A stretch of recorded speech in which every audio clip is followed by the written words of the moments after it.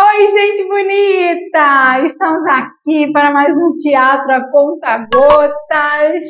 Você que está acompanhando essa playlist, você já viu que apareceu por aqui já o José Manuel Sobrinho, o Janvi, o Leiton Ferraz, o Rodrigo Dourado. Então, se você ainda não assistiu os episódios anteriores, assiste. E hoje a gente está com um convidado muito especial, Fred Nascimento, que vai conversar com a gente sobre um monte de coisa legal.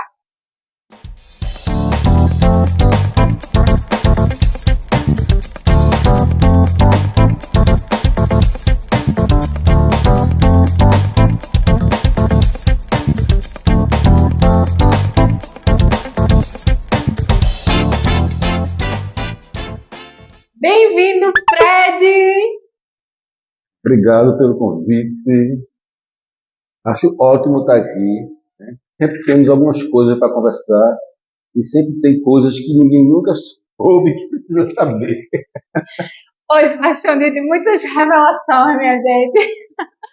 E para começar essa conversa bacana com o Fred, eu vou fazer aquela pergunta que todo convidado treme na base para responder. Quem é Fred Nascimento? Professor de teatro, também um músico. Na verdade, eu chamo mais de professor performer do que simplesmente professor de teatro, que é uma corrente de pensamento, né, do professor performer. E quem trouxe isso para o Brasil foi a Naira Ciotti, lá, né, da Universidade do Rio Grande do Norte. E Fred Nascimento também é pai, minha gente, é pai. É uma coisa que eu adoro ser, é pai. Tenho 4 filhos, sou casado com uma mulher há muito tempo. E sou diretor do Totem, né, um grupo que a gente pode dizer de teatro performático, podemos dizer também de teatro dança, de teatro ritual, né? A definição é difícil, a gente mesmo não sabe o que faz, mas a gente faz, e faz há muito tempo.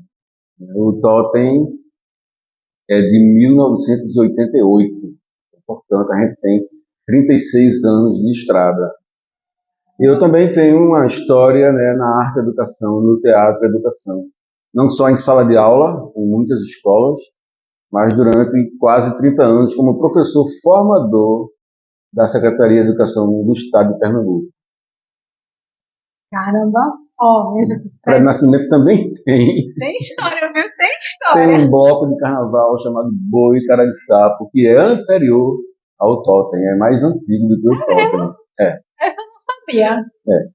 A tradição de boi de carnaval tinha morrido em Olinda, não existia mais boi nenhum. Aí no carnaval de 1980, a gente criou o Boi Cara de Sapo. Ele surgiu em 80, ele está vivo até hoje.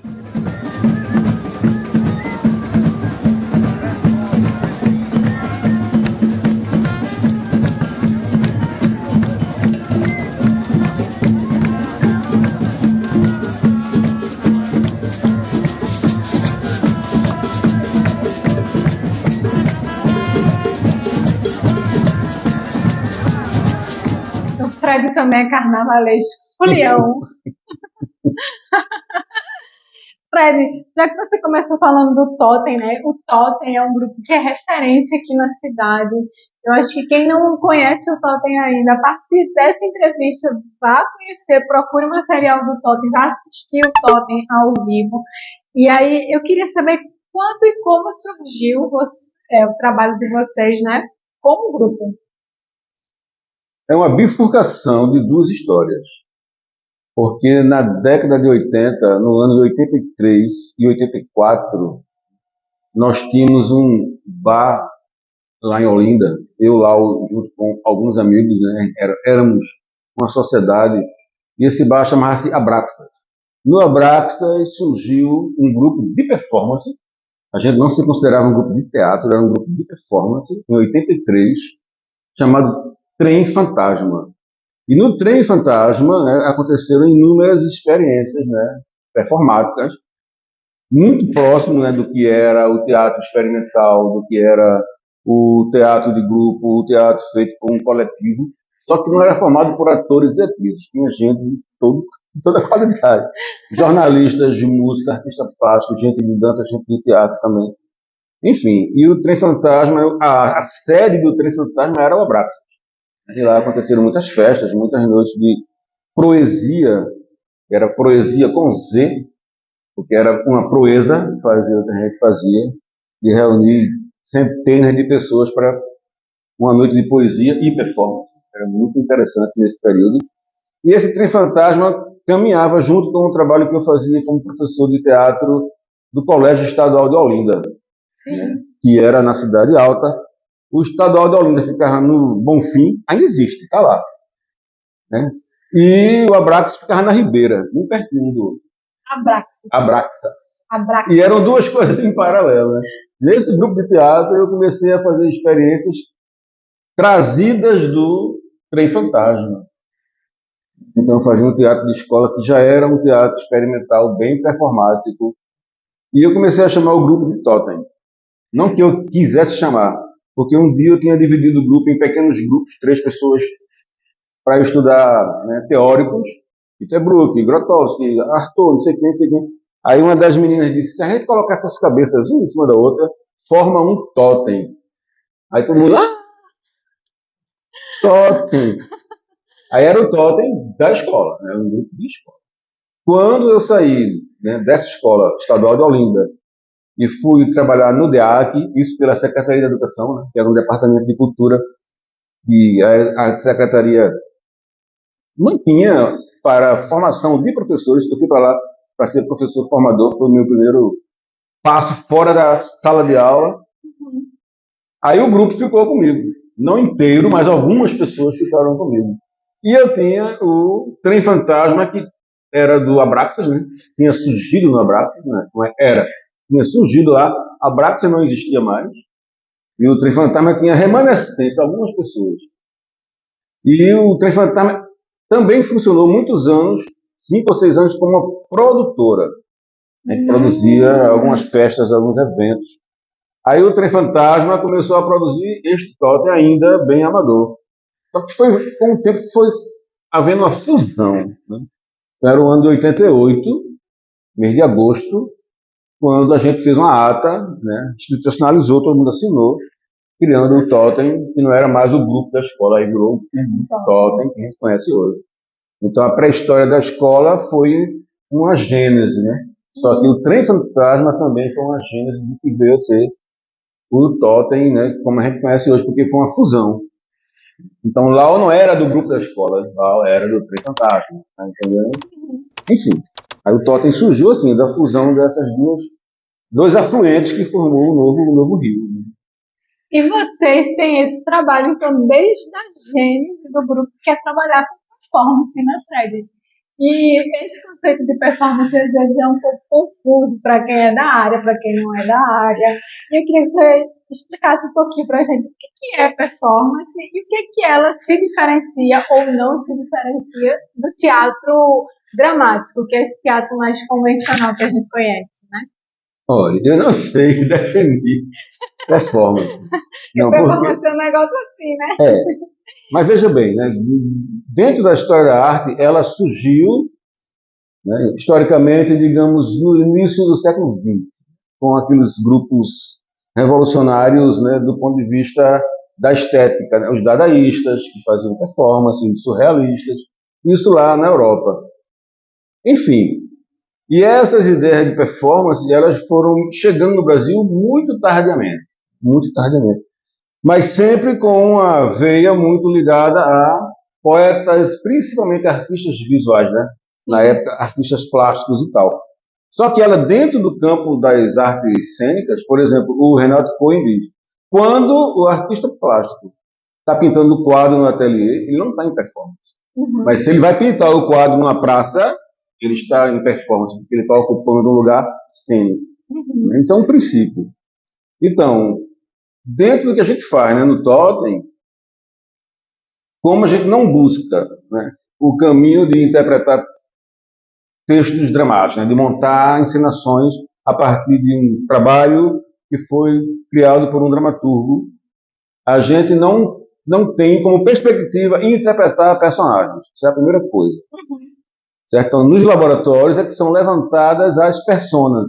E essas personas, elas têm que emergir, têm que vir do performer. Tem que vir. Se não vier, não tem performance.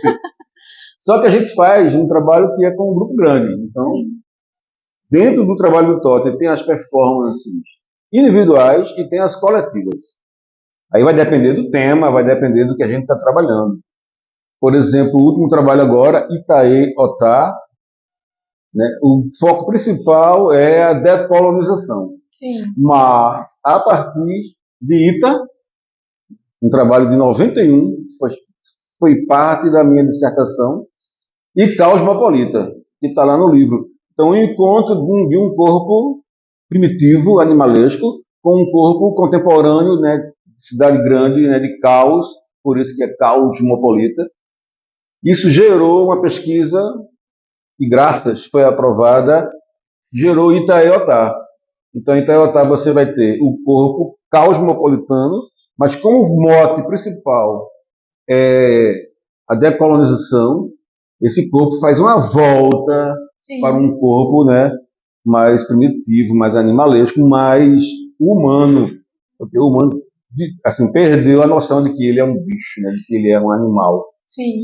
Enfim, então essas coisas do caos ou do corpo, digamos assim, mais animal, um corpo mais terra, mais bicho, mais chão, surge das pessoas que estão trabalhando. A gente não vai ter de onde buscar isso, nem alguém escreveu para você interpretar. Isso tem que sair de você. Então, o primeiro passo para a gente pensar no Totem é que no Totem não se interpreta, né? Não tem interpretação de personagem, não tem interpretação de texto. Né? As coisas são performatizadas ou performadas. E a criação tem que ser do performer. E dentro do Totem a gente tem uma outra coisa que é muito ligada à ritualidade. Né? Então a gente tem pesquisa de performance ritual. Porque se você for na história, não só da arte, na própria história, na antropologia, no ritual é que está a semente, né? Da religião, da filosofia, da dança, do teatro, da música, enfim, de uma série de coisas que estão reunidas num único ponto. E esse ponto é o rito, né? É o ritual. Não sei se respondi, mas é por aqui. É por aqui.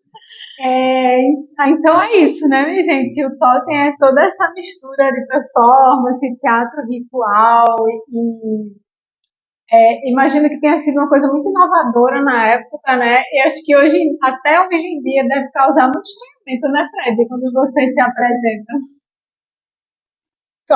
Causa e também sempre há um problema quando a gente precisa definir nos editais o que é que a gente faz. É teatro, é performance. O que é que a gente é. Tem inclusive quem diga, né, se você definir performance, você mata ela. Ela precisa ser indefinida para ela continuar se transmutando, né? Ela tem uma questão, uma metamorfose. Mas do ponto de vista, por exemplo, dos estudiosos da ritualidade, né, do pessoal que vai atrás do rito do ponto de vista, né, científico, também é performance. Né? Sim. Schechner, né, aquele estudioso, né, o pesquisador norte-americano, ele diz inclusive que performance é comportamento restaurado. Então, meu bisavô fazia tal coisa, né, dentro de um ritual e hoje eu faço, porque ao não deixar aquela gestualidade, aquele comportamento morrer, eu estou restaurando um comportamento. Né? Isso, do ponto de vista, né, do Schechner, também é performance. Né? É uma visão bem antropológica, digamos assim. Mas o que o Totem faz é difícil de definir, porque a gente mesmo não sabe definir. A gente conversou no bastidor, por exemplo, tem gente que diz, não, o Totem é dança-teatro. Aí o outro diz, não, é teatro-dança. Tem gente que diz que é teatro físico. A gente diz que é teatro performático. Sim. Há quem diga que é teatro performance. Também tem a questão do ritual. É teatro ritual? É. Então é teatro, dança, né, ritual e performance. Mas a performance é uma ideia que, digamos assim, norteia, né, que amarra as coisas, né, que dá sentido da caminhada que a gente faz. Uhum. Então você tem duas, digamos, principais caminhadas dentro do que a gente faz. O que é o performer, né, o ator performer, a atriz performer, e o que é o trabalho, né, do grupo como um todo. Sim, né, que é a encenação, digamos. Então, não se interpreta personagens, né, não se monta a partir de texto dramático. Né, sim, e também não tem uma preocupação com início, meio e fim, contar uma história. sim, Em espetáculos como Cosmopolita, né, cada quadro, na verdade, era uma performance. sim. Cada uma, ela se garantia por si só. Você podia tirar ela dali e apresentar ela isoladamente, ela é uma performance. Pega ela, traz de volta para o espetáculo, ela faz parte de uma sequência. Em Cosmopolita tem uma outra coisa que era o que eu chamo de texto móveis. Em alguns trabalhos tem textos móveis, né? Que são pedaços de textos que pode estar aqui, outro dia estar ali, outro dia a gente retirar completamente. Na temporada de Cosmopolita, de uma semana para outra, a gente mudava a sequência.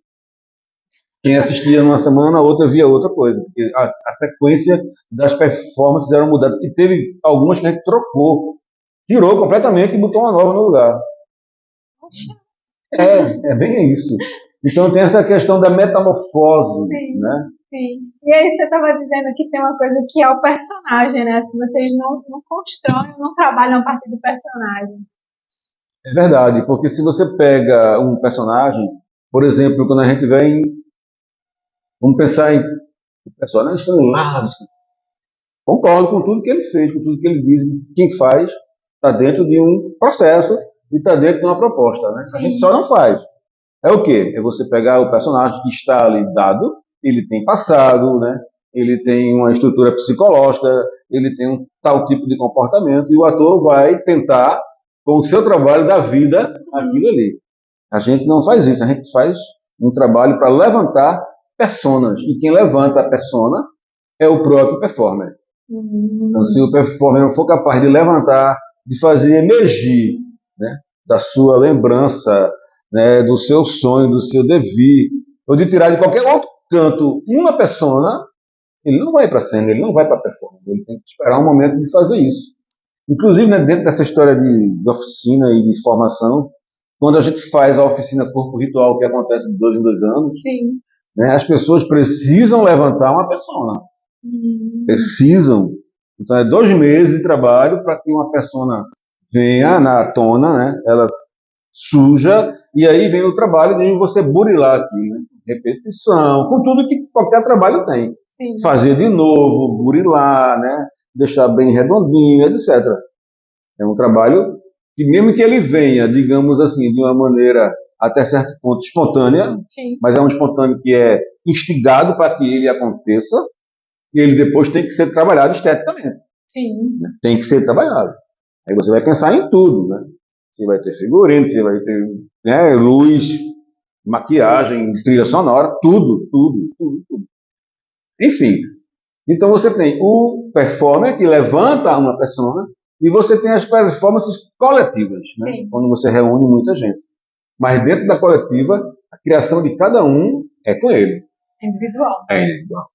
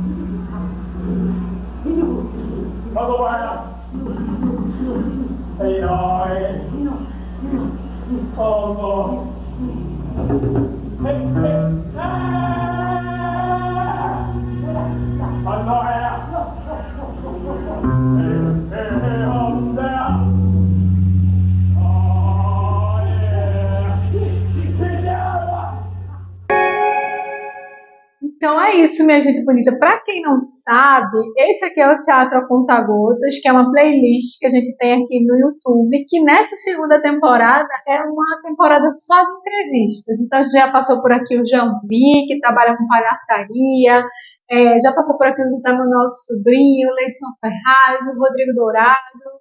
E nesse programa de hoje, a gente está com o Fred Nascimento, que está falando um pouco do trabalho dele como professor, como performer, como arte educador. Fred tem uma história assim, ó, larguíssima aqui no teatro da cidade do Recife, e a gente está conhecendo um pouco desse universo da vida e do trabalho do Fred. E se você não conhece a Criativos Cultural, nós somos o Hub Criativo, né, aqui no nosso espaço, que funciona no centro da cidade do Recife. Então, se você ouvir qualquer barulho esquisito por aí, é porque a gente está no centro da cidade, tá, minha gente? E aqui funciona uma escola de teatro para todas as idades, crianças de 4 anos até adultos de 100 anos. A gente também tem um co-work cultural, que é a gente subloca o nosso espaço para você que quer um lugar para fazer uma oficina, um ensaio, um curso, que é um lugarzinho para escrever seu projeto de forma tranquila. Vem para cá que a gente tem esse espaço disponível aqui para você e a gente tem combos maravilhosos. E a gente também é uma produtora de conteúdo para as redes, como esse programa que vocês estão assistindo agora, tá? Assista também o Profissão Cultura, que lá a gente fala sobre economia criativa, economia da cultura, e na segunda temporada é só com mulheres. Fred, fala um pouquinho desse Fred Arte Educador, que passou pela rede municipal da cidade do Recife, pela rede estadual de Pernambuco, que tem um trabalho aí em várias outras instituições. Quem é esse arte educador, hein? São duas, três ou quatro histórias paralelas, mas criar uma história só. Então vamos, rede municipal. Eu não, eu entrei na rede municipal em 83. Então passei alguns anos em escola, né? Professor de escola. Mas todas as escolas que eu passei, eu montei um grupo de teatro. Um grupo de teatro na escola em Jardim Paulista, montei espetáculo. Um grupo de teatro na escola no Alto Santa Isabel, montei um trabalho. Um grupo de teatro também lá em Jardim São Paulo, numa comunidade chamada Planeta dos Macacos. Nossa Senhora! Planeta dos Macacos. Tem uma escola lá, Dom Bosco, montei um grupo de teatro.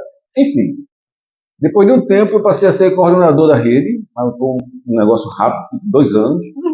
Quando eu deixei a coordenação da rede municipal, eu fui para João Pernambuco, né, para ser professor da Escola Municipal de Arte João Pernambuco, que é a única escola municipal, né, de arte que tem em Recife. E lá, como professor de teatro, eu dei a primeira oficina de teatro na João Pernambuco, foi que abriu, que antes do teatro chegar só tinha música, só tinha curso de música, professores que ensinavam instrumentos, não era um curso regular, eram instrumentos. E o projeto principal, né, o início era instrumentos de banda musical para tocar frevo. Para tocar frevo. E começou com um maestro, que eu não lembro o nome dele, acho que Guedes Peixoto, depois virou escola, isso é uma grande história. Enfim, mas eu chego lá e monto a oficina de teatro, 2, 3 anos depois, né, junto com outras pessoas que chegaram, montamos o curso básico, que funciona, entra uma turma em fevereiro, outra em agosto, todo ano, então são 4 turmas em paralelo, à tarde e à noite. Aí eu monto o LAC, que é o Laboratório de Aprofundamento Cênico, isso em 2004 já, mas o LAC existe até hoje, ele tem mais de 20 anos. No fim de semana agora apresentou-se no Festival Estudantil. Apesar de eu ter saído da escola, mas deixei um espetáculo pronto, que ainda está vivo, está rodando aí. Nossa. E também montamos o curso profissional de teatro. Tem convênio com o Satélite, né? A galera que termina tem aquele negócio da carteira de artista, não sei o que e tal. E na João Pernambuco, né, eu era o professor, digamos assim, responsável pelas montagens teatrais. Então, tem final de semestre que eu estava com 13 espetáculos. Um do LAC, um do profissional e um do básico. Ajuda, né? Às vezes entra na sala de aula com uma proposta e o pessoal, não, professor, isso é do outro grupo, é da outra turma. Aconteceu muitas vezes. Porque era muito trabalho e a cabeça ficava azucrinada. Mas é isso, na João Pernambuco foi onde eu deixei, assim, Um LAC que eu tenho assim um carinho por ele funcionando, que o LAC, se fosse uma universidade, era um curso de extensão. São Sim. alunos que terminam o curso profissional, mas querem continuar trabalhando, querem continuar na escola. Então, o LAC foi criado para ser um trabalho em paralelo ao curso profissional. Então, ele especializou-se, entre aspas, em fazer montagens. Agora, como estava comigo, sempre foram montagens bem experimentais, bem performáticas. Bem nesse seu universo, né? Nesse universo. De dramaturgia processual, de performance, né, de mistura de linguagem, enfim. Na rede, na rede estadual foi outro caminho. Eu também passei por escolas, teve aquela, foi o estadual de Olinda, onde surgiu o Totem ainda, um grupo escolar. Teve outros trabalhos que eu fiz, mas fui trabalhar no DEAC, que era o Departamento de Cultura, que a Secretaria de Educação não tinha. Ele ficava aqui na Fernandes Vieira, perto daqui, inclusive. E o DEAC deixou de existir na década de 90. E foi no DEAC que surgiu o Festival de Inverno. Sim, Festival de Inverno. Foi lá um professor, claro, né, faz tempo isso, ele está aposentado, Daniel Santiago, professor de artes visuais, e vindo de Minas Gerais, depois de participar do Festival de Inverno de Ouro Preto, né, trouxe a ideia, junto com outros colegas, e se montou. Claro que isso você, né, traz a proposta, reunião e não sei o que, vai ter verba, não tem verba, e monta o Festival de Garanhuns, onde o carro-chefe era formação, era cursos e oficinas. Show era uma coisa pequena e pouca. Depois de não sei quantos anos, 3, 4 anos, eu ainda estava no DEAC, trabalhava lá, eu ia para Garanhuns, fui coordenador das oficinas de teatro e tal.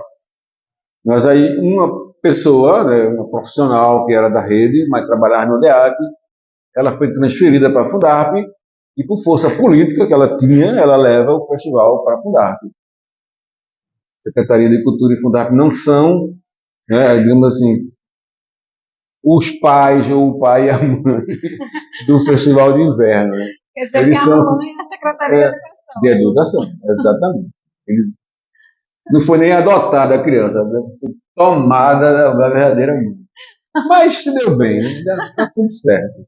Quer dizer que a origem dele era ser um projeto formativo. Exato, era formações.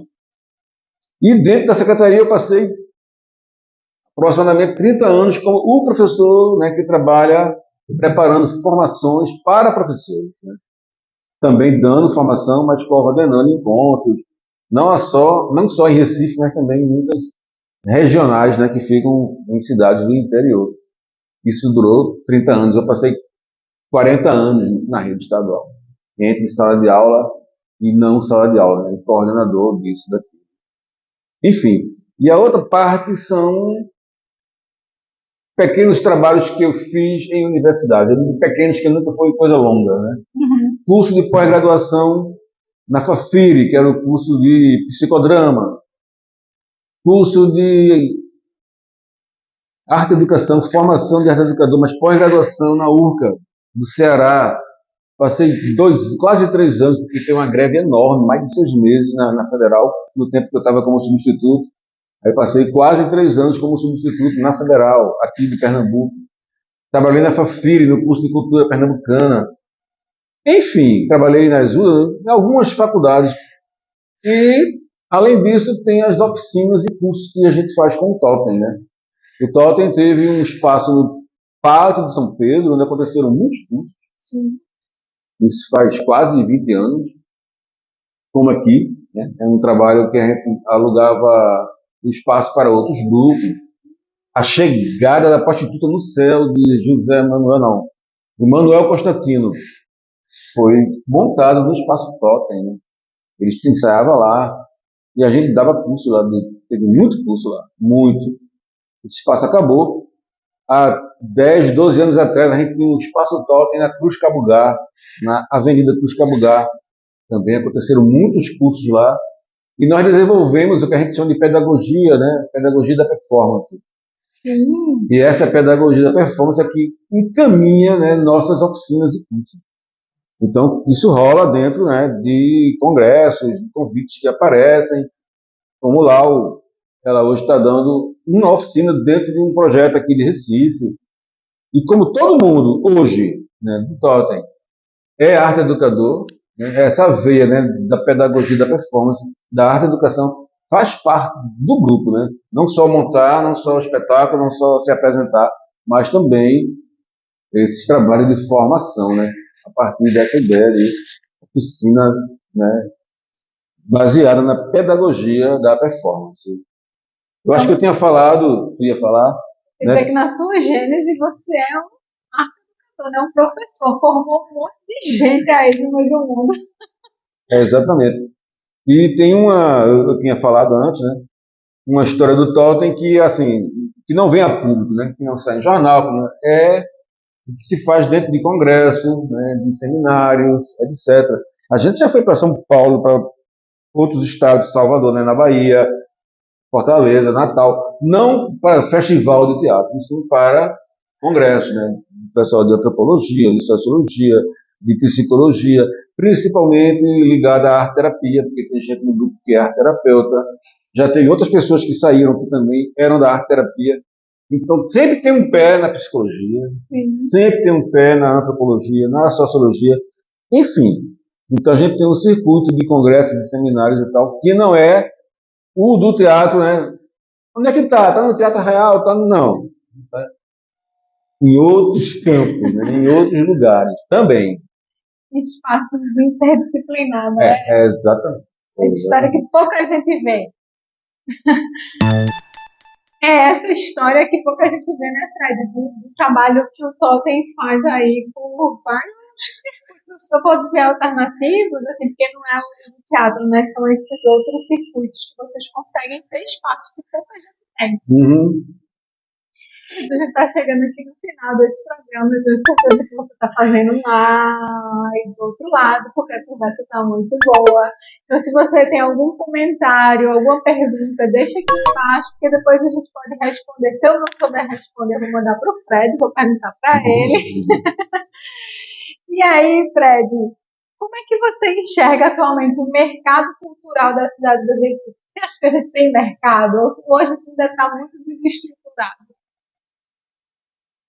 Eu tenho dificuldade de falar, né, desse chamado mercado, mas eu sei que é uma coisa, digamos, que faz parte, né, do dia a dia, faz parte da conjuntura, faz parte de um sistema no qual a gente está inserido, mas é muito difícil que as pessoas que fazem teatro, dança ou qualquer outro tipo de arte sobreviva apenas do mercado, né? Você tem que dar aula, você tem que se virar, tem que ser figurinista, tem que ser, enfim, aderecista, tem que fazer muitas outras coisas no paralelo, ou ter um emprego regular, seja dando aula ou outra coisa qualquer, mas não consegue, a maioria não consegue sobreviver somente de arte, somente de teatro ou somente de dança. Muito menos de performance. Muito menos. Mas o que é que mantém as pessoas, digamos assim, produzindo, né? As pessoas amam o que fazem, né? A maioria faz com vontade, com gosto, com prazer. Porque quem não é da área experimenta e cai fora rapidinho. Quem é, fica ali, ó, sofrendo, mas continua fazendo. Eu tinha comentado, né, anos atrás, quando a gente estava no antigo governo, antes desse atual, né, estava muito pior, porque tudo foi cortado, né, todas as verbas foram cortadas, todos os projetos foram cortados. Não tinha nem ministério mais. Não tinha mais nada, o ministério foi extinto, né, e para piorar tudo, teve uma pandemia. Sim. Então, aí, o que eles fizeram, com a desculpa da pandemia, né, acaba com tudo, corta dinheiro, corta verba, não tem mais nada. Agora, algumas coisas começaram a reacontecer, né, começaram a voltar, não que sejam, assim, suficientes para o que precisa existir. Mas temos hoje a Lei Aldir Blanc, tem a Paulo Gustavo, né, aqui em Recife, né, voltou os fomentos, tem o Futuro Estadual, enfim, mas ainda é pouco, ainda é pouco. Eu acho que precisa de mais coisa, inclusive de formação. Sim. Apoio à formação, apoio a grupos que mantêm espaços como esse. Sim. Seja Fiandeiro, seja o Poste, seja vocês aqui, a Colmeia, enfim. As pessoas que botam a cara a tapa e que dá sangue, suor, tempo, né? Porque o tempo que a gente vive é a vida, né? Então, quando você dá tempo para fazer uma coisa, é a sua vida que você está dando, que você está colocando ali. Então, as pessoas têm que ser apoiadas sempre, de verdade, para valer, para que as coisas aconteçam. Verdade, minha gente, olha, muito importante isso que o Fred está falando, né? Porque a gente tem uma política pública hoje que é muito mal definida, né, Fred? E que gira em torno dos editais. E que os editais acabam sendo uma política continuada e não acaba sendo excludente. Não que seja uma coisa ruim, porque muita gente brigou muito para que isso existisse. É muito importante que os editais existam, mas eu fico pensando se não está na hora de ser pensado uma nova forma desses editais irem para o mundo, né? Porque acaba a forma como eles estão estruturados acaba quase que gerando um burnout coletivo para os fazedores da cultura, né? Fica todo mundo louco com a quantidade de exigência e pouca gente é contemplado. Pouca gente. Como, por exemplo, né, para você participar de festivais é outra loucura. Entendeu? Uhum. São dezenas de grupos, aí tem duas vagas para isso, duas vagas para aquilo. Aí quando você entra, a surpresa não é, eu nem entrei, é quando entra, o quê? Entrou? Não acredito. Surpresa quando entra. Não acredito. Atualmente a gente está esperando 7 respostas de editais e festivais, 7. Nossa, uma tuia, né? É. Espero que seja aprovado em todos. E para fazer um desses, você gasta dias, né? Horas e horas e horas, É, né? Virando madrugada e tudo mais. para preencher todo aquele edital, todas aquelas exigências. Né? Exatamente. Exatamente. É isso, minha gente bonita. Se você chegou até o fim, é porque você gostou muito dessa conversa. Então, curte, compartilhe com outras pessoas, porque outras pessoas também possam ter acesso a esse conteúdo. Se você não está inscrito nesse canal, se inscreve nesse canal, ajuda a gente, nós que somos empreendedores culturais, empreendedores criativos dessa cidade, ajuda a gente a divulgar esse trabalho. Isso aqui é a camiseta nova da gente, Faço Teatro, Logo Existo. Se você quiser adquirir sua camiseta, coloca também nos comentários que a gente vai mandar para você a forma como você adquire essa camiseta. Muito obrigada por ter chegado até aqui. Fred, qual é o seu recado final? Recado final. Obrigado pelo convite, né? E achei ótimo ter vindo. E divulguem, assistam e divulguem para os amigos. É isso, minha gente bonita. Beijo para vocês. E você estava dizendo que a gente está gravando, a gente esse pedaço de novo, porque deu um BOzinho aí, ó. Então a gente está fazendo a mesma coisa de novo.